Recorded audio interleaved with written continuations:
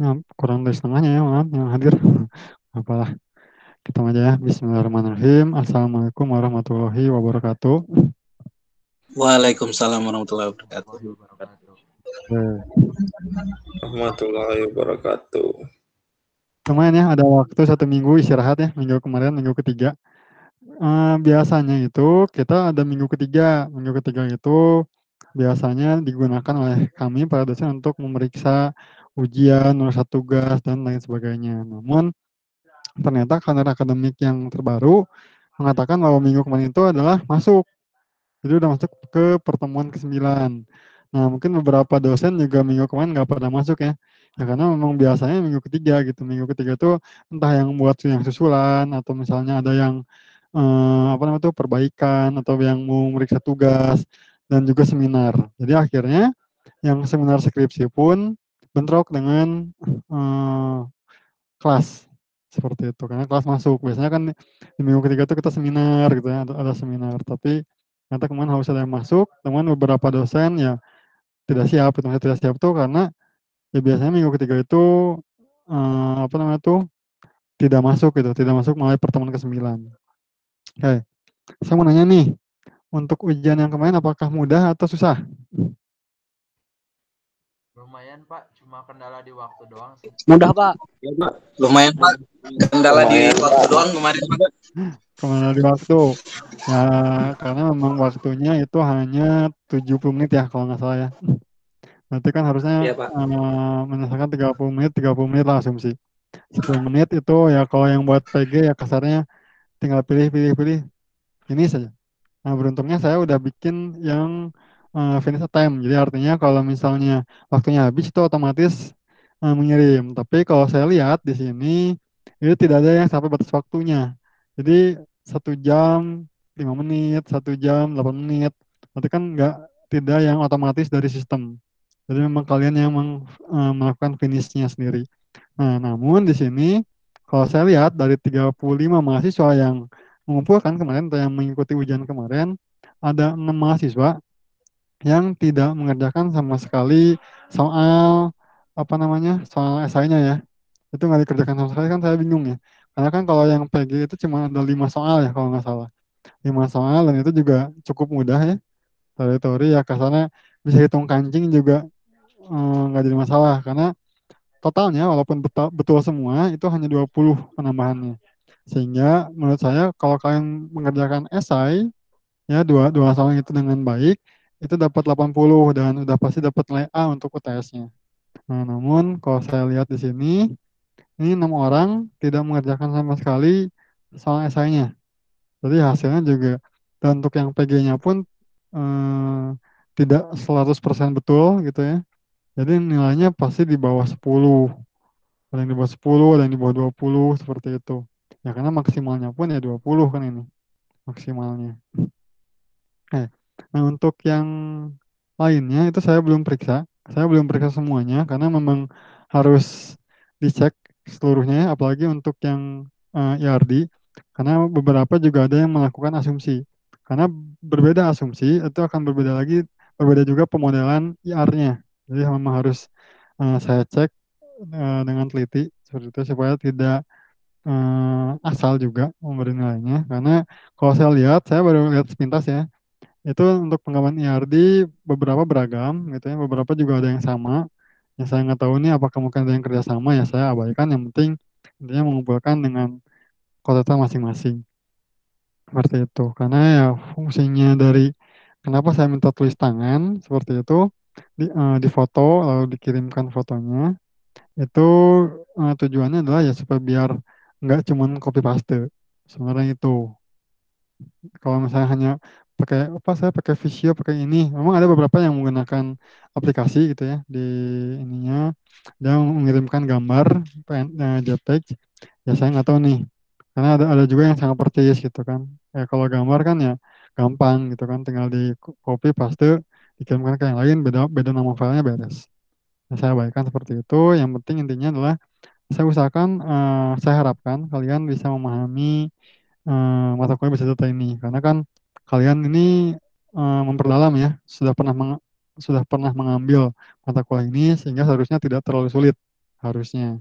Dan mungkin untuk yang berkenal terhadap waktu ya wajar, namanya juga ujian. Kalau misalnya tidak ada batas waktu, ya bukan ujian namanya. Nah, nanti untuk ujian dia akan saya jelaskan atau saya presentasikan perancangan IRD-nya menurut asumsi saya. Nah, namun sebelum ke sana, saya akan menjelaskan dulu penerapan dari IRD. Seperti itu. Jadi pertemuan kali ini kita akan membahas tentang penerapan dari IRD ke dalam basis data secara fisik. Itu seperti apa penerapannya. Nanti minggu depan, taruh ya, saya lihat dulu minggu depan, oh ya, kurang beruntung ya, minggu depan tanggal 25, dan minggu depan lagi otomatis tanggal 1, di tanggal merah semua. Nah, nanti berarti kita akan ketemu lagi di tanggal 8 ya, berarti ada libur lagi 2 minggu. Nah, mungkin akan ada beberapa yang saya kirimkan videonya. Satu materi akan saya sampaikan berupa video seperti itu. Ya, supaya biar kita juga tidak terlalu jauh ketinggalan materinya ya. Itu tidak perlu apa ya namanya tuh untuk nanti di ke UAS-nya tidak keteteran. Akan saya buatkan video. Jadi nanti pas di pertemuan tanggal 8 itu sudah ada satu materi, lalu tanggal 8 kita masuk lagi materi tentang normalisasi atau kita akan membahas dulu ujiannya yang kemarin dikerjakan. Jadi saya periksa dulu total semuanya, nanti kita akan bahas di tanggal 8. Seperti itu. Oke, kita masuk ke materi yang pertama. Materi kali ini saya akan presentasikan. Oke. Materinya sebenarnya sudah ada di LMS, jadi sudah bisa kalian unduh. Seperti itu ya. Bisa diunduh materinya. Saya berikan berupa modul, bukan berupa slide. Jadi supaya lebih mudah dibaca dan secara detail juga lebih rinci gitu. Kalau pakai slide kan bisa banyak slide-nya gitu. Kalau misalnya pakai modul kan ini benar-benar teks ya. Ini pun saya cuma membuat 7 halaman. Inti-intinya saja. Oke, sudah terlihat di kalian? Sudah, Pak. Sudah, Pak. Sudah. Sudah ya. Oke, Sudah, Pak. kita Oke, bagus. Oke, sekarang kita akan bahas tentang penerapan basis data dari IRD, perencanaan IRD yang kita buat ke dalam skema relasi dan diagram relasi pada basis data yang secara fisik.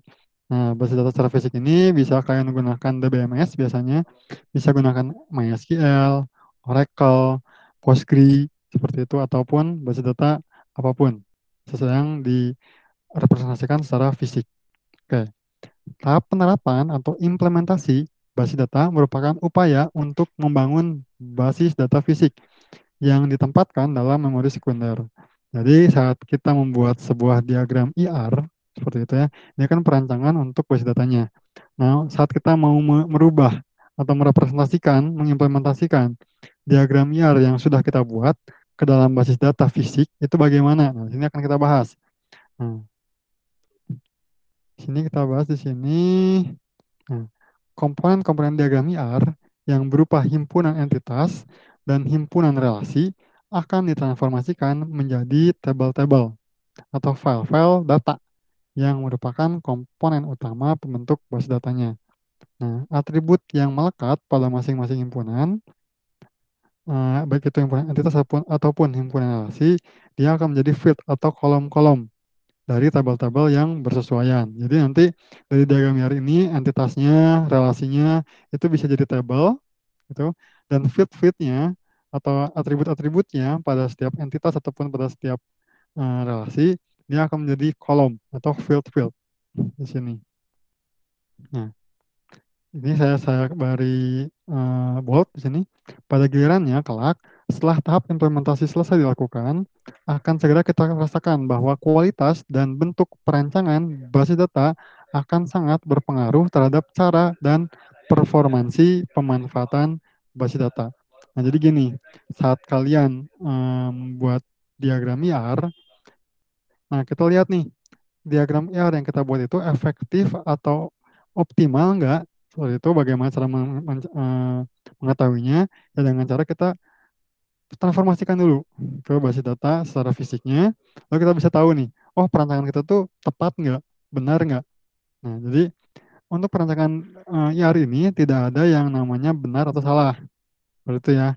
Tapi yang ada adalah tepat atau kurang tepat. Nah, saya bilang kurang tepat ya, bukan tidak tepat. Karena mungkin saja teman kalian membutuhkan 5 tabel untuk menyelesaikan suatu masalah. Tapi perancangan dari teman kalian yang lain itu 3 tabel pun cukup. Bisa apa saya pakai 3 tabel? Nah, tepat atau tidak tepat, kurang tepatnya dari mana? Dari saat kalian mengeksekusi suatu query. Waktu pemrosesannya bagaimana? Apakah cepat atau lama? Terus waktu apa namanya tuh redundansi data yang terjadi itu banyak atau tidak seperti itu. Karena walaupun kita sebaik-baiknya kita merancang basis data, kemungkinan terjadi redundansi data itu masih mungkin gitu. Namun banyak atau enggak nih? Atau mungkin semuanya redundan? Nah, itu kan salah. Kalau misalnya semuanya redundan itu udah pasti salah, bukan lagi kurang tepat, itu udah salah. Karena tujuannya kita merancang basis data itu ya untuk salah satunya untuk mencegah terjadinya redundansi data atau data yang ganda terjadi dimasukkan berulang.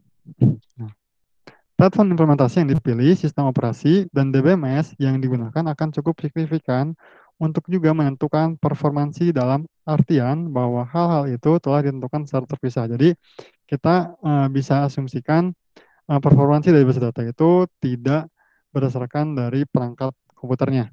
Karena kalau perangkat komputer kan bisa beda-beda ya.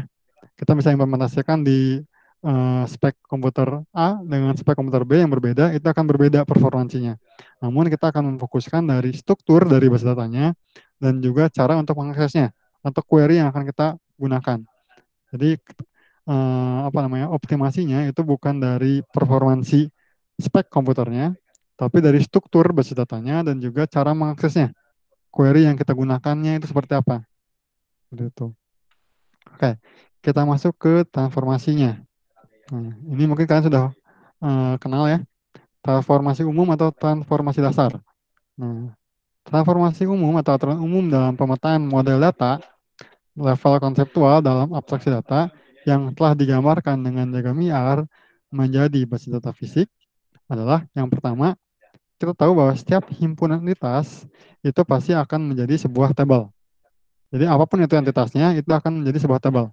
Ada entitas mahasiswa di sini contohnya, entitas kuliah dan entitas dosen.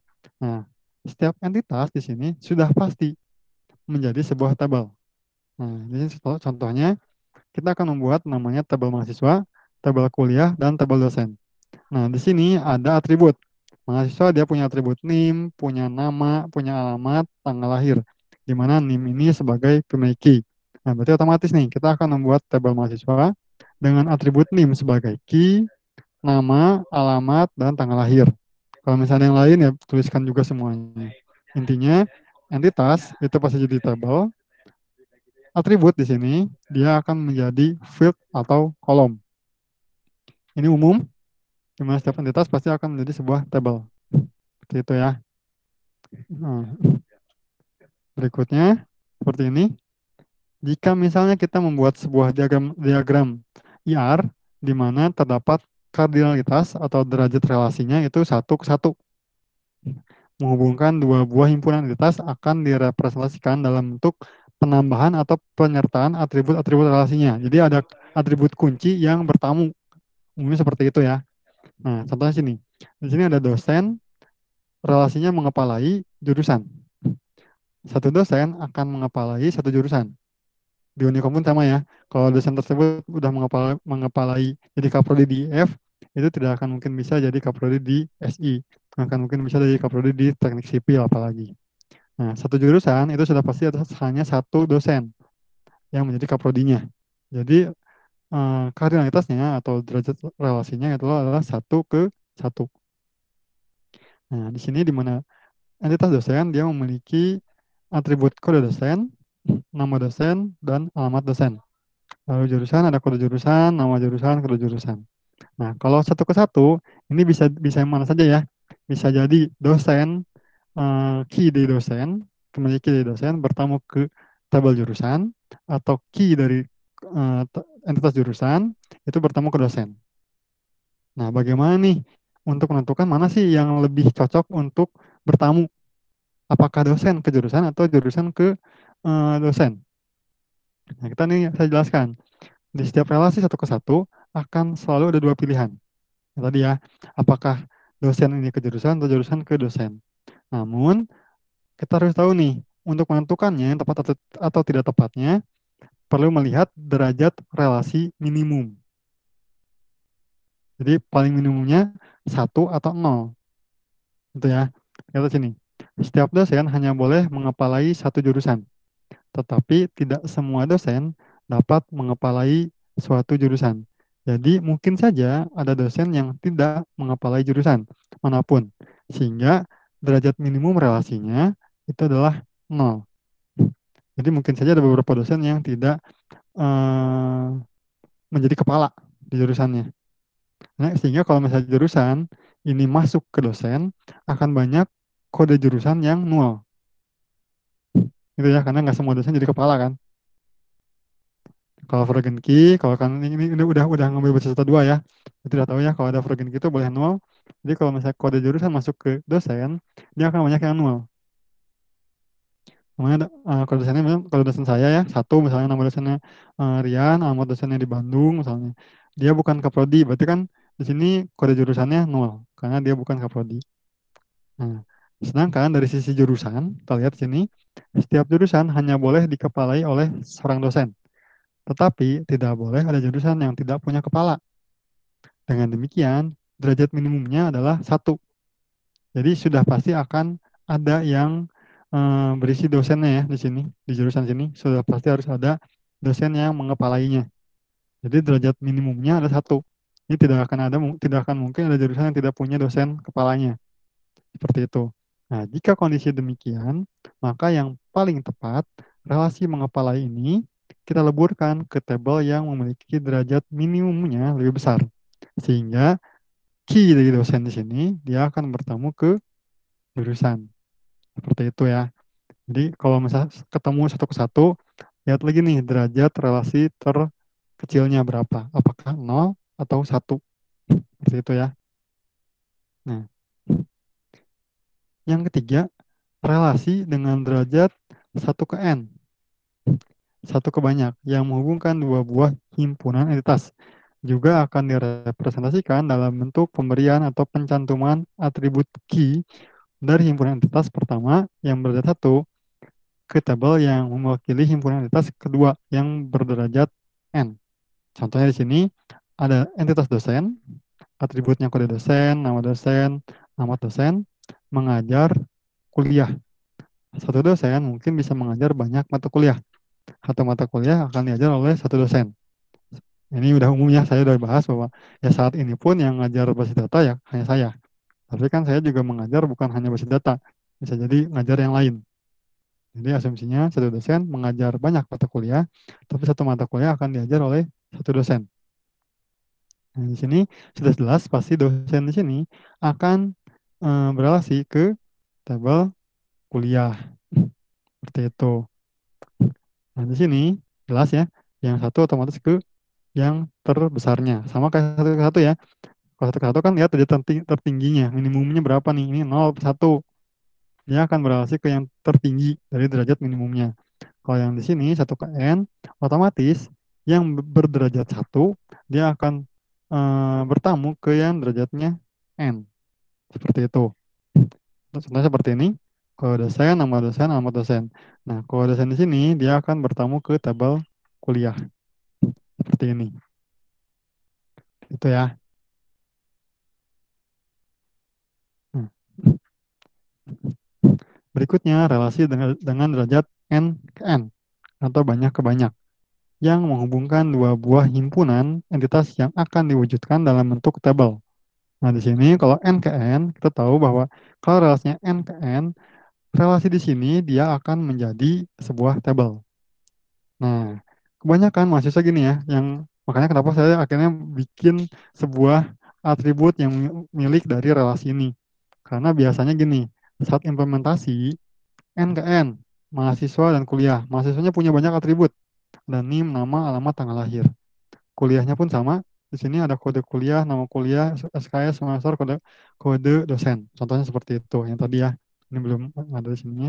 Nah, pas di mempelajari di sini, karena NKN, dia hanya isinya apa? Cuman ada NIM, lalu kode kuliah. Hanya gitu aja. Padahal sebenarnya relasi di sini tidak berarti hanya akan berisi atribut kuncinya saja, kunci tamu dari tabel mahasiswa dan tabel kuliah.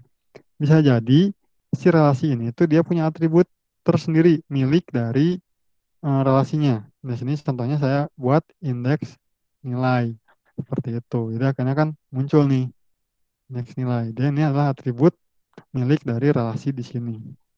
Seperti itu. Jadi tidak bukan karena banyak banget pas kalian representasikan atau implementasikan basis datanya dari diagram IR ke dalam basis data, itu pas yang N ke N itu benar-benar hanya satu tabel, tabel yang N-nya ya, relasinya, lalu isinya itu cuma dua, kunci dari tabel A dan kunci tabel B. Udah ya gitu. Pas memang itu tidak baik ya, hanya ada dua seperti itu. Saya sudah yakin setiap tabel itu punya atribut tersendiri miliknya. Makanya relasi di sini juga bisa jadi dia punya atribut tersendiri. Itu ya. Ini yang untuk N ke N. Seperti itu. Oke. Sebelum lanjut ada yang tanyakan nggak untuk yang sampai sini nih? Dari mulai struktur dasar bahwa setiap entitas itu pasti jadi tabel. Lalu untuk mengubah relasi. Jadi apakah jadi tabel atau yang bertamunya dari derajat relasinya. Jelas, Pak. Jelas ya? Oke. Berikutnya kita masuk nih. Yang kedua. Nah, ini kita menerapkan himpunan dari entitas lemah. Nah, penggunaan himpunan entitas lemah dalam diagram IR diterapkan dalam bentuk tabel sebagaimana himpunan entitas kuat. Jadi, entitas lemah ataupun entitas yang kuat itu sama-sama jadi sebuah tabel. Baik itu di sini ya, contohnya ada tabel mahasiswa dan juga ada tabel orang tua dan hobi. Di mana mahasiswa ini entitas kuat dan orang tua dan hobi di sini dia adalah entitas lemah. Kita lihat ini nih. Oke, bedanya di sini, jika himpunan entitas kuat sudah dapat langsung menjadi sebuah tabel utuh atau sempurna, walaupun tanpa melihat relasinya dengan himpunan entitas lain, maka himpunan entitas lemah dapat ditransformasikan menjadi sebuah tabel dengan menyertakan pula atribut key, seperti ini ya, atribut key yang ada di himpunan entitas kuat yang berrelasi dengannya. Jadi, kalau kita punya entitas lemah di sini, otomatis mahasiswa yang merupakan entitas kuat, dia bertamu ke mana? Ke entitas lemahnya. Ini kan derajatnya mahasiswa dan orang tua satu ke satu ya. Nah, kita tidak lagi memikirkan yang tadi derajat relasinya minimumnya 0 atau 1. Kalau dia lemah, otomatis yang mahasiswa ini masuk ke yang apa namanya itu lemah. Seperti itu. Nah, ini pun jelas 1 ke N, berarti otomatis pasti mahasiswa ke yang N-nya. Jadi tidak lagi melihat derajat relasinya. Seperti itu. Namun, kita lihat sini nih. Kalau kita punya entitas lemah di sini, entitas kuat akan berrelasi dengan entitas lemah, itu dari relasinya itu udah pasti 1 ke 1 atau 1 ke N. Saya pasti melihat mahasiswa, kalau pas bikin entitas lemah, ini seperti ini contohnya nih ya, mahasiswa lalu orang tua. Nah, yang satu, orang tua satu nih derajatnya. Tapi memilikinya N-nya di sini, mahasiswanya di sini N. Berarti kan itu menyalahi aturan ya, di mana otomatis berarti entitas lemah ini orang akan bertamu ke mahasiswa. Nah, entitas lemah itu tidak akan mungkin derajat relasinya dia tinggi. Maaf, dia rendah ke tinggi. Jadi ininya itu rendah, lalu entitas kuatnya itu N. Entitas lemah itu pasti kalau nggak 1 ke 1 dari entitas kuatnya ya, atau 1 ke N. Itu sudah pasti. Nah, itu. Karena dari aturannya pun entitas lemah ini key dari entitas kuat itu otomatis selalu masuk ke apa namanya tuh ke entitas lemahnya otomatis seperti itu ya.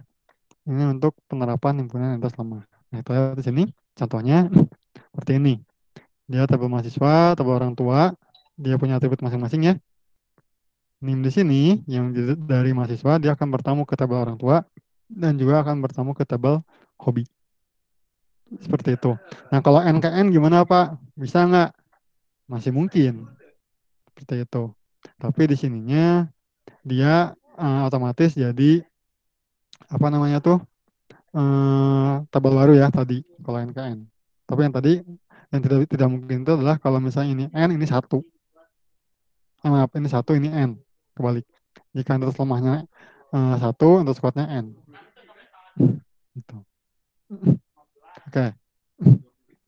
Yang ketiga, penerapan pada relasi tunggal atau unary relation. Nah, penerapan relasi tunggal dari atau kehimpunan entitas yang sama di sini tergantung pada derajat relasinya. Nah, ini kalau yang ini itu tergantung dari derajat relasinya.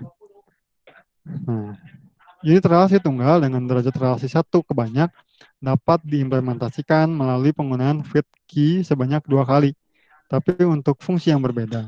Nah, jadi ada fungsinya berbeda ya, walaupun key di sini ada 2, tapi fungsinya berbeda. Key yang pertama itu tujuannya untuk menjadi sebuah apa namanya tuh pengenal, gitu ya, pembeda antara tiap recordnya. Kalau misalnya key yang berikutnya di sebelahnya itu hanya untuk menentukan relasinya. Contohkan seperti ini. Satu dosen mendampingi banyak dosen. Ini contohnya kalau misalnya kita masih dosen baru ya, dosen-dosen awal itu biasanya didampingi oleh dosen senior. Nah, di sini lihat ya, satu dosen mendampingi banyak dosen. Tapi di sini banyak satu dosen di sini juga mendampingi satu. Jadi satu ke satu, satu ke n atau n ke satu. Balik seperti ini. Ini sepertinya relasinya. Dia akan membuat sebuah tabel dosen di mana ada kode dosen di sini, nama dosen, alamat dosen, lalu ada kode dosen pendamping. Misalnya sini satu nih ya, ini sini satu, satu nama dosennya misalnya A, nama dosennya Bandung. Ini mungkin saja dia tidak bukan tidak memiliki dosen pendamping karena mungkin dia dosen senior. Tapi di sininya ini 2, ini B, ininya di Bandung bisa sama. Nah, ini dosen pendampingnya adalah 1. Gitu. Ini seperti ini. Karena kan kalau yang namanya frequency key itu boleh 0. Nah, ini.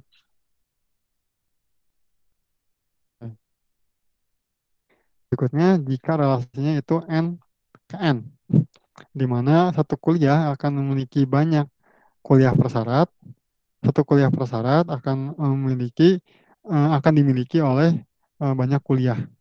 Nah, seperti itu. Nah, kalau seperti ini, ya jelas si relasi di sini dia akan apa namanya tuh menjadi sebuah tabel baru. Seperti ini, di mana ya kode kuliah ini dan kode kuliah persyarat ini ya isinya kode-kode kuliah ini juga. Ini tabel kuliah, maka SKS lalu ada tabel persyarat kuliah. Jadi pas kalau ini satu, nama kuliahnya misalnya basis data, SKS-nya 3, semester 3 misalnya contohnya. Ini 2, ini misalnya BD2, di sini SKS-nya 3, ininya, oh maaf, BD 4 kalau nggak salah. 4, di sininya semesternya semester 5 atau 4 ya, nah gini. Di sini pada kuliah, itu persyaratnya adalah 1 misalnya. Lalu kayak kuliah lagi 2, misalnya dia butuh juga apa namanya tuh algoritma misalnya di kode yang nomor 3 misalnya. Seperti itu. Nanti penulisan seperti itu nantinya. Oke. Ini yang kalau N ke N. Berikutnya untuk penerapan relasi ganda atau redundant relation. Nah, tidak ada yang istimewa, sama aja seperti ini. Mau yang relasi tunggal atau relasi ganda, ini semua sama bergantung pada derajat relasinya. Namun, selesaikan satu-satu dulu. Jangan langsung semuanya. Contoh seperti ini nih. Ada dosen mengajar kuliah, dosen menguasai kuliah. Ini jangan langsung semuanya nih. Jangan langsung sabrek ini kalian selesaikan. Enggak. Satu-satu dulu nih. Misalnya kalian menyelesaikan dulu yang ini nih. Nah, dosen mengajar kuliah. Nah, setelah ini beres, barulah yang keduanya. Ini abaikan, lalu yang kedua. Nah, dosen menguasai kuliah. Seperti itu. Nah, contoh seperti ini ya. Dosen mengajar kuliah. Satu dosen akan mengajar banyak mata kuliah, satu mata kuliah akan diajar oleh satu dosen. Nah, kita selesaikan dulu ini nih. Dosen dengan kuliah. Berarti ada tabel dosen, ada tabel kuliah, di mana dosen di sini dia akan bertamu ke kuliah. Masuk ke sini. Oke, beres. Nah, setelah dari itu, lakukan yang relasi keduanya. Nah, ini, dosen menguasai kuliah. Satu dosen akan menguasai banyak mata kuliah. Satu mata kuliah mungkin saja dikuasai oleh banyak dosen. Nah, di sini ada menguasai, ini N ke N. Nah, sehingga ini akan jadi sebuah tabel baru. Nah, muncul lagi di sini nih, tabel baru. Tabel menguasai seperti ini. Sehingga ada kode dosen, lalu ada kode kuliah. Mungkin ada lagi yang atribut lainnya, mungkin punya sertifikat atau enggak, seperti itu. Oke, seperti itu. Jadi jangan selesaikan semua segini. Karena banyak juga mahasiswa yang pas diimplementasikannya langsung dibikin semuanya nih. Langsung selesaikan sekaligus. Nah, bisa nggak Pak? Bisa ya kalau misalnya ngerti. Kalau enggak kan susah juga, jadi pusing. Jadi jangan suka bikin pusing diri sendiri gitu. Selesaikanlah satu-satu. Ini dulu, satu relasi dulu, berikutnya relasi yang berikutnya, yang kedua. Seperti itu. Itu ya. Oke. Yang terakhir, untuk penerapan basis data pada spesialisasi dan juga generalisasi. Nah, yang pertama adalah spesialisasi terhadap sebuah himpunan entitas akan menghasilkan sejumlah himpunan entitas baru. Satu himpunan entitas kuat atau bebas akan menjadi acuan bagi himpunan entitas lainnya dan sisanya merupakan sub entitas. Contoh seperti ini. Ada dosen, dia ada dosen tetap, ada juga dosen tidak tetap. Sama semuanya punya atribut seperti ini ya. Seperti ini. Nah, kalau kita terapkan spesialisasi di sini, maka dia akan menjadi 3 tabel. Di mana tabel inti nih, tabel dosen di sini ya. Nah, dan ada tabel dosen tetap dan tabel dosen tidak tetap. Di mana tabel dosen tetap dan dosen tidak tetap ini sebenarnya dia beralasi dari sini nih. Tabel dosen kalau dosen di sini, tabel dosennya akan beralasi ke tabel dosen tetap dan tabel dosen tidak tetap. Karena ada beberapa atribut yang berbeda. Contohnya gini ya, ada nik, pangkat, tanggal masuk, nama kantor, alamat kantor. Contohnya seperti ini. Nah, kalau generalisasi dilakukan dengan mengabaikan perbedaan beberapa himpunan entitas yang memang memiliki banyak kesamaan. Nah, kalau misalnya banyak kesamaan kayak gini ya, contohnya mahasiswa ISE, mahasiswa D3, mahasiswa S1. Kita tahu ini yang membedakannya hanya jenjangnya saja. Yang ini ambil D3, 3 tahun asumsinya, S1 4 tahun contohnya. Nah, di sini karena hanya bedanya jenjang atau program studi D3 atau S1, maka kita bisa tuliskan hanya seperti ini, satu tabel saja. Ini nama siswa, alamatnya, tanggal lahir. Ada program studi di sini, S1, D3, dan lain sebagainya. Ini kalau kita lakukan generalisasi, jadi ke atas. Dari sini dia langsung ke atas. Nah, kalau yang spesialisasi, dari yang atas ini ke bawahnya, dia akan jadi tabel-tabelnya. Jadi kalau ISE-nya ada 3, ya berarti 3 tabel. Kalau yang spesialisasi, dia akan jadi 1 tabel. Ini kan menerapkannya apa? Apakah jadi spesialisasi atau generalisasi? Nah, yang berikutnya dan terakhir ini yang penerapan agregasi. Mungkin saja kalian akan berrelasi dengan hasil relasi, gitu ya. Nah, penerapan agregasi di sini sesungguhnya dapat dipandang sebagai relasi pada umumnya, sama saja, yang menghubungkan dua himpunan entitas. Karena relasi ini dibentuk dari relasi lain, persyarat, yang secara kronologis lebih dulu terbentuk, maka penerapannya juga harus dilakukan setelah relasi prasyarat tersebut terimplementasikan. Jadi sama seperti yang relasi ganda, selesaikan dulu satu persatu. Nah, selesaikan dulu ini nih. Mahasiswa mempelajari kuliah. Ingat kalau misalnya ada agregasi, ini pasti N ke N. Karena otomatis kan si tabel ini, si relasi ini akan jadi sebuah tabel ya. Berarti otomatis pasti harus N ke N. Tidak ada 1 ke N atau N ke 1, 1 ke 1 enggak. Dia pasti N ke N untuk agregasi. Karena tabel relasi ini akan jadi sebuah tabel. Oke, mahasiswa dan kuliah. Tadi kita tahu ya, ada tabel mahasiswa, ada tabel kuliah. Lalu ada tabel mempelajari contohnya. Di atas ya. Nah, setelah ini selesai, lalu selesaikan ini nih, yang mempelajari, mengikuti, dan praktikum. Nah, ada mempelajari, dia punya NIM, kode kuliah, indeks nilai tadi ya. Lalu ada praktikum, ada kode praktikumnya, nama praktikum, jumlah jamnya contohnya. Nah, mengikuti di sini, dia punya NIM, kode kuliah, kode praktikum, dan nilai juga di sini. Contohnya misalnya. Nah, sehingga ya sama. Misalkan dulu nih, mempelajari jadi tabel, mengikuti jadi tabel karena ini N ke N. Jadi, lihat lagi derajat relasinya. Dengan si relasi ini, dia itu N ke N, 1 ke N, atau 1 ke 1. Itu tergantung. Tadi kan dijelasin ya, kalau N ke N bagaimana penerapannya, kalau 1 ke 1 itu bagaimana, kalau misalnya 1 ke N itu bagaimana. Nah, kalau sini karena N ke N, berarti kan mengikuti di sini dia akan menjadi sebuah tabel baru. Nah, sehingga seperti ini nih. Nah, ada NIM, kode kuliah, kita mempelajari ya. NIM, kode kuliah, di mempelajari. Nah, di praktikum, dia karena tabel entitas, di tabel utama, tabel sendiri. Nah, yang membedakan adalah tabel mengikuti di sini. Nah, tabel mengikuti di sini, karena dia adalah hasil relasi dari mahasiswa dan kuliah ya, hasilnya. Seperti itu. Nah, representasinya adalah sama. Tabel atribut NIM yang ada di tabel mahasiswa, kode kuliah yang ada di tabel mata kuliah, dan kode praktikum. Seperti ini, karena dia hasil relasinya. Nah, berbeda kalau misalnya kalian terapkan mempelajari ini, itu pakai ID. ID mempelajari. Nah, berarti di sini cukup saja yang NIM sama kode kuliah cukup menggunakan ID. Seperti itu. Jadi boleh. Jadi boleh kalian membuat sebuah key baru seperti itu. Nah, sehingga di sininya di tabel mengikuti itu cukup ID dari mempelajari. Itu boleh. Tapi kalau misalkan tidak menerapkan apa namanya itu pemaiki di tabel relasi ini nih, tabel relasi mempelajari, berarti otomatis ada NIM dan kode kuliah itu harus masuk juga ke tabel mengikuti ini. Seperti itu ya. Oke, beres. Ini materi tentang penerapan dari diagram relasi yang sudah kita buat ke dalam basis data fisik. Seperti itu. Dan nanti untuk implementasinya mungkin harusnya di basis data 2. Dan kalian kan sudah mengikutinya ya basis data 2. Ini basis data 2 ngulang juga nggak? Atau aman basis data 2?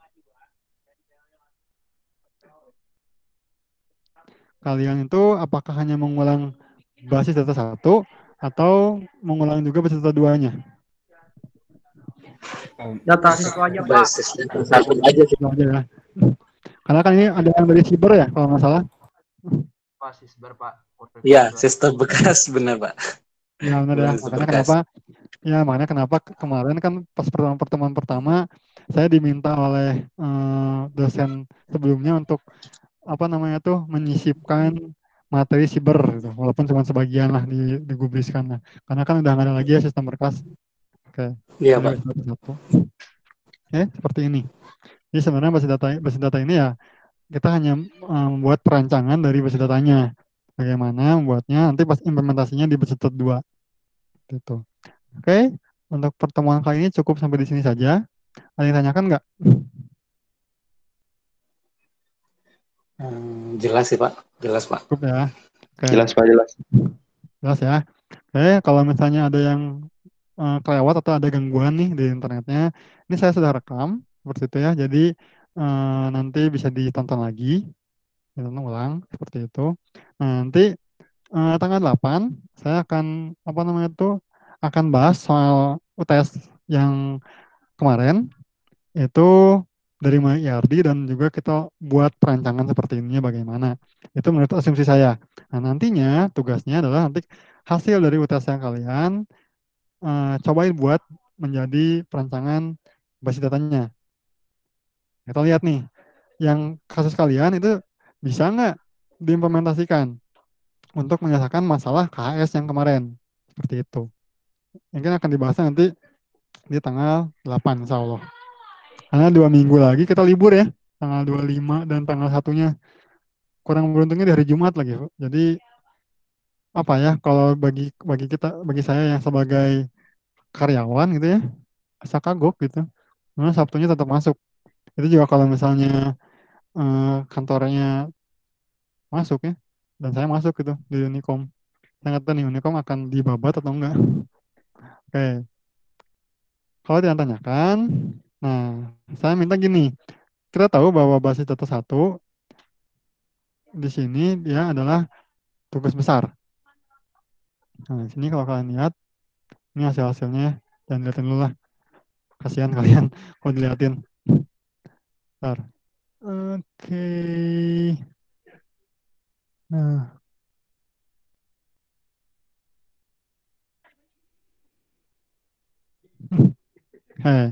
nah di sini basis data satu ini kita akan adakan yang namanya tugas besar untuk UAS-nya. Sehingga tidak lagi alasan Pak waktunya kurang. Nah, seperti itu ya. Nah, oke. Nah, di sini ada section UAS. Section UAS. Di sini saya minta untuk mengisi daftar kelompok dari tugas besar yang nantinya akan kalian buat. Tugas besarnya bagaimana, Pak? Nah, kalian akan membuat perancangan sebuah basis data menggunakan ERD ataupun menggunakan normalisasi nantinya, seperti itu, untuk suatu kasus. Seperti itu. Ingat ya, ada perbedaan ERD dan normalisasi. Jadi jangan Pak saya pakai normalisasi aja Pak. Kembali ke kasusnya. Cocok nggak untuk pakai normalisasi? Karena kalau normalisasi itu dia benar-benar hanya berdasarkan dari dokumen. Sedangkan kalau kita menggunakan ERD itu berdasarkan objek-objeknya. Walaupun dokumennya sudah ada, kita bisa gunakan ERD untuk merancangnya. Tapi kalau normalisasi, kalau belum ada dokumen itu tidak akan bisa dilakukan perancangan. Karena yang semester lalu agak lucu gitu. Kamu pakai apa ini perancangannya normalisasi? Dokumen mana yang kamu analisis untuk melakukan normalisasi? Nggak ada Pak, ya nggak bisa. Normalisasi konsepnya nggak kayak gitu. Normalisasi itu berangkat dari dokumen. Kalau IRD itu berangkat dari objek-objek yang terlibat. Seperti itu. Oke. Dan di sini saya minta kalian mendaftarkan anggota kelompok dari tugas besarnya. Ini kalau misalnya saya nggak mau mengubah yang kemarin. Saya masih pakai kelompok yang kemarin ya. Kalian tuliskan di sini nama-namanya. Ini standar ya. Ini bisa diwakilkan oleh satu orang. Bisa create new group di sini. Contohnya. Nah, di sini. Nah, saat kalian buat grup, di sini tuliskan grup name-nya adalah formatnya if ulang. Karena kalian gabungnya di if ulang. Lalu dash lagi, boleh atau underscore di sini. Tema dari perancangan ERD-nya atau perancangan basis datanya. Kayak misalnya saya mau bikin aplikasi perpustakaan. Berarti kan tuliskan perpustakaan. Nah, di sini group description-nya di sini kalian tuliskan gini nih. Grup atau basis data atau gini. Grup to basis data. Nah, di sini kalian jelaskan nih fungsionalitas apa saja yang akan kalian terapkan di tema kalian. Misalnya perpustakaan nih akan ada peminjaman buku misalnya. Ada fungsionalitas untuk pengembalian buku. Lalu misalnya ada lagi perhitungan denda misalnya. Lalu ada lagi yang namanya daftar anggota. Ada pengolahan buku jelas ya. Buku. Ini jelaskan nih fungsionalitas apa saja yang akan kalian masukkan ke tema tugasnya. Nah di sini bisa tidak bisa dirubah-rubah kok. Jadi nggak harus pas saya bikin 5 tapi ternyata pas pas berjalan kan Pak kayaknya kalau 5 kebanyakan saya mau bikin 3 aja Pak ya nggak apa-apa.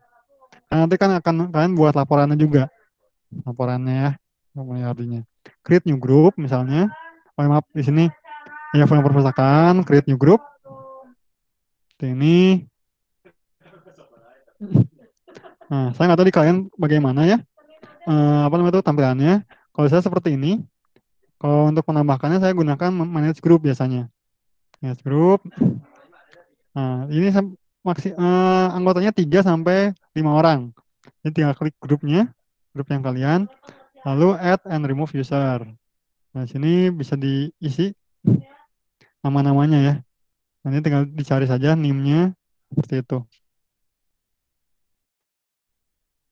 Tinggal cari di sini. Nama atau NIM-nya. Bisa pakai Ctrl F juga ya. 10, 11, 00 berapa. Kayak gitu. Oke. Saya minta seperti ini ya. Formatnya. Oke. Nah, oke. Seperti itu. Nah, di sini pengisian grup ini itu saya buka sampai tanggal 8. Nah, sehingga nanti yang bisa ikut UAS adalah orang-orang atau grup-grup yang ada di sini. Jadi kalau misalnya, apa kan saya grupnya udah ada, tetap isiin, tetap isi di sini. Kenapa? Karena nanti akan saya buat restrict, di mana hanya yang menginputkan anggota di sini itu yang bisa mengikuti ujian UAS-nya. UAS-nya bagaimana? UAS-nya kita akan presentasi, gitu ya, mempresentasikan apa yang sudah kalian kerjakan. Nanti mekanismenya bagaimana nanti akan dijelaskan selanjutnya. Jadi di sini kalian buat dulu grup, gitu ya, jelaskan temanya apa yang kalian buat, lalu fungsionalitas apa aja yang akan kalian masukkan di dalamnya. Seperti itu ya. Oke. Untuk pertemuan kali ini ada ditanyakan?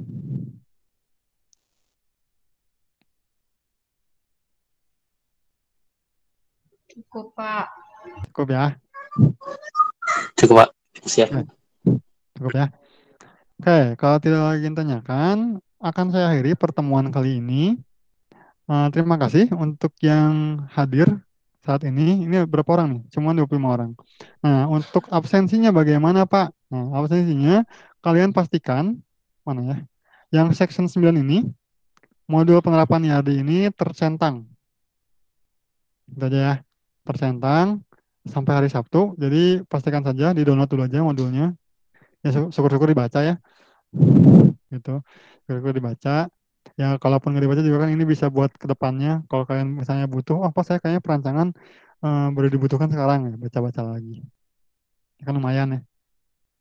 Oke, videonya juga akan saya upload di LMS. Nanti kalau misalnya pengen disaksikan kembali, nanti akan ada di LMS di section 9 juga. Oke, jika ada yang tanyakan, terima kasih atas kehadirannya.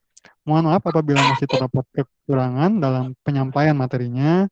Saya akhiri pertemuan kali ini. Wassalamualaikum warahmatullahi wabarakatuh. Waalaikumsalam. Waalaikumsalam warahmatullahi wabarakatuh. Oke, siap. Sudah bisa meninggalkan ya. Ya, Pak. Makasih, Pak. Ya, mari.